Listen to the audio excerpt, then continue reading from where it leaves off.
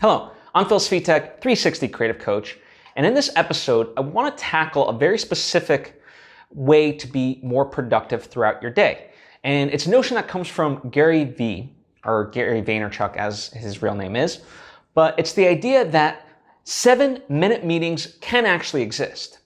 And not just literally just 7-minute meetings, but the idea that you don't have to block things in terms of 30 minutes, an hour, as most of our calendars default to, right? If you know something's only gonna take like a short amount of time, make sure to keep it to that, right? And then there's plenty of times when I know someone's like, hey, I just need like a quick meeting with you and things like that. So I know that for the most part, it's gonna be, let's say, a 10-minute meeting at tops. I'm like, okay, well, I'm free, from here to here, and okay, and we'll do 10 minutes. And that's a great way to kind of maximize your time and really be productive. Because, there's also this notion like that things take as long as you give them. So if you give yourself, for example, 2 weeks to finish a project, well, that's how long it's gonna take you. But if you give yourself 2 days, well, it's gonna take you 2 days. It's really interesting phenomenon. And I've talked about it in the past. It's called Parkinson's Law. But nonetheless, it applies in this sense as well.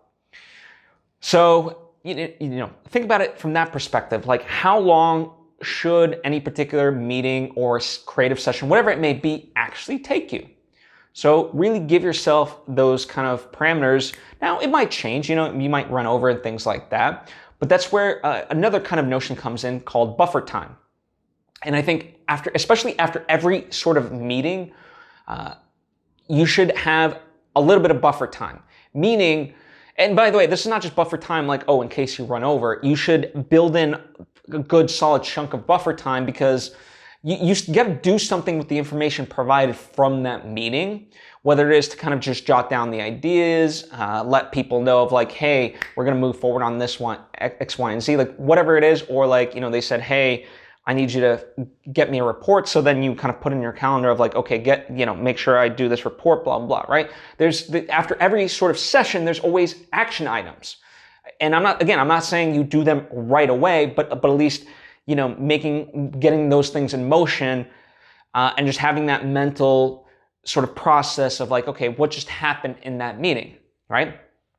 And if if you start to have that be built in how you structure things, you will be a lot more productive. Because too many people, they have meetings all for large chunks. So they go from, okay, I have a 9 o'clock meeting, then a 9:30, then a 10, then a 10:30, then 11, and all the way to 12. Then I have an hour lunch break, and then boom, we're back to meeting whatever, right? There's people that I know that have like that sort of schedule, and it's just so hectic, right? And then you're constantly feeling like you're catching up. Build the catch up as part of your routine. So do meeting and have some buffer time. Meeting, buffer time, if you're kind of doing in that way. And again, you don't have to default to the standard 30 minutes, an hour, whatever the case may be meeting. 7 meetings exist. If you just need, like, okay, we're going to talk about X, Y, and Z. Let's really kind of focus in on it and get it done. And the larger kind of portion of this, the reason why a lot of us default to 30-minute meetings and so forth, beyond just the idea like time stretches to how much we allot to it, is because people don't think 7-minute meetings can exist. Like, what can you get done in 7 minutes? Quite a lot, frankly. It just depends on the meeting. So we just have to, there's what's called limiting beliefs. And the fact that, people out there don't believe that you can have a productive 7-minute meeting, that's a limiting belief. So get rid of that idea and, apply it and, showcase that you can actually have a 7-minute meeting. Heck, you can have a 5-minute meeting and be productive, right? Whatever the case may be. Sometimes it might be longer, right? There's, it just depends. You have to kind of define it for yourself of how long you think you need to, adequately, hear other people's ideas or whatever the case may be. But don't just default to the standard, increments of like even 15 minutes, like, okay, 15-minute meeting, 30-minute meeting, 45, hour, whatever the case may be, right? So start to look at like just your day of productivity through different perspectives and really question of like, why, right? There's, I'm blanking on his name, but he's a Brazilian coffee CEO, and he inherited the company from his dad. And when he did, he essentially put the company through 3 whys. Everything had to pass the 3 whys. Meaning, they would ask, okay, we always schedule meetings in terms of 15-minute increments. It could be 15, 30, 45. He's like, why? Well, that's the way the calendar works. Well, why? What if it didn't, And so you continue, and by the 3rd why, if there's not a good enough reason, then they scratched the notion, right? They rethought of it, and just did something else because it didn't make sense. There wasn't a good enough reason to continue doing something. And so the idea we always schedule everything in 15-minute increments or whatever else just because it's easier for the calendar. Well, that's not a good enough reason. Maybe someone can present a better reason, maybe